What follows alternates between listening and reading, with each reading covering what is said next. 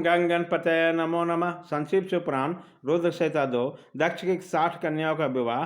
दक्ष तथा बिरनी के यहाँ देवी शिवा का अवतार। दक्ष द्वारा उनकी स्तुति तथा सती के सद्गुणों चेष्टाओं से माता पिता की प्रसन्नता। अध्याय 14।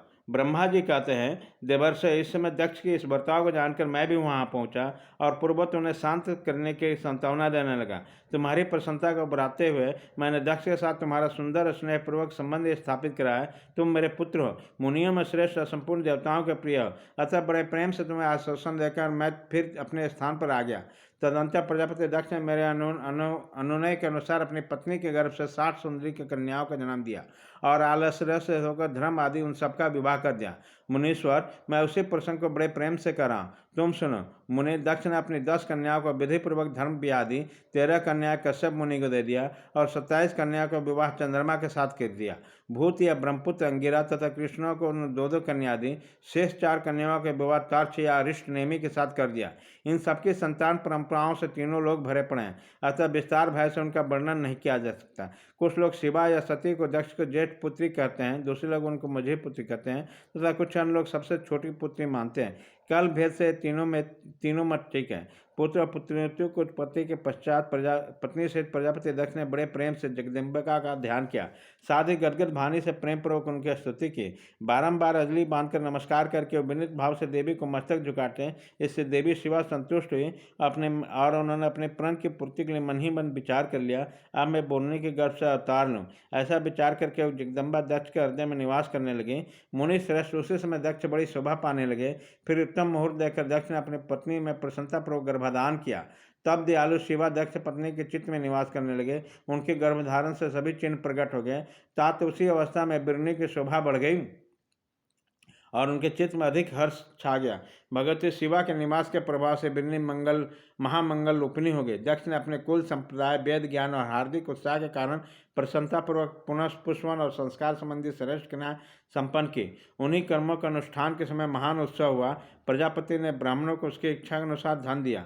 उस अवसर पर बोलने के गर्भ में देवी का निवास हुआ जानकर श्री विष्णु आदि सभी देवताओं को बड़ी प्रसन्नता हुई। उन सब ने वहां आकर जगदम्बा का स्तवन किया और समस्त लोगों का उपकार करने वाली देवी शिवा को बारंबार प्रणाम किया।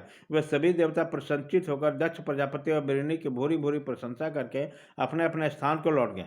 नारद जब 9 महीना बीत गया तब लौकिक गति का निर्वाह कराकर 10वें महीना के पूर्ण होने पर चंद्रमा आदि तथा ताराओं की अनुकूलता से युक्त शुभ मुहूर्त में देवी शिवा से अपने माता के समय प्रकट हुए। उन्हें अवतार लेते हैं प्रजापति दक्ष बड़े प्रसन्न हुए और महान तेज से दैत्यवान तेज उनके मन में विश्वास हो गया कि वह साक्षात शिवा देवी ही मेरे पुत्री के रूप में प्रकट हुए हैं। उसी समय आकाश से फूलों की वर्षा होने लगी, मेघ जल बरसाने लगे। मुनीश्वर सती के जन्म लेते हैं संपूर्ण दिशाओं में तत्काल शांति छा गया। देवता आकाश में खड़े होकर मांगलिक बाजा बजाने लगे। अग्निशालाओं की बुझी हुई अग्नि सहसा प्रज्वलित होती तथा सब कुछ परम मंगलमय हो गया। बिरने के गर्भ से साक्षात जगदम्बा को प्रकट हुई दक्ष ने दोनों हाथों जोड़कर नमस्कार किया और बड़े भक्ति भाव से उनकी स्तुति की। बुद्धिमान दक्ष ने स्तुति करने पर जगन माता शिवा उस समय दक्ष से इस प्रकार बोली, जिसके माता बिरने न सुन सकें।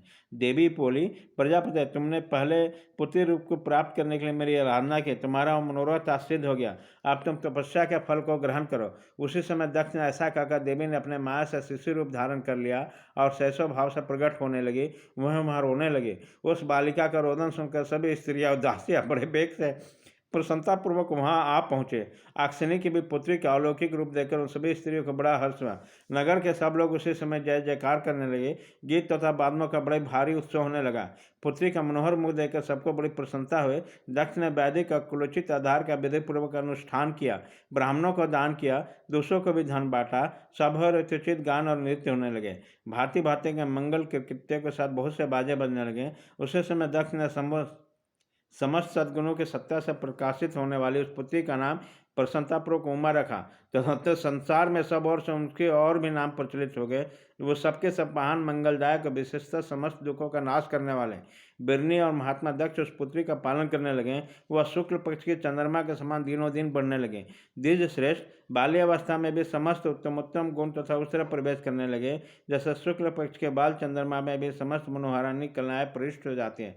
दक्ष कन्या सती सखियों के बीच में बैठी बैठी जब अपने भाव में निमग्न होती है तब बार बार भगवान शिव की मूर्ति को चित्रित करने लगती है। मंगलमय सती जब बालोचित सुंदर गीत गाती तब स्थानु हर और रुद्र नाम लेकर स्मर शत्रु शिव का स्मरण किया करती है। अध्याय 14 खत्म।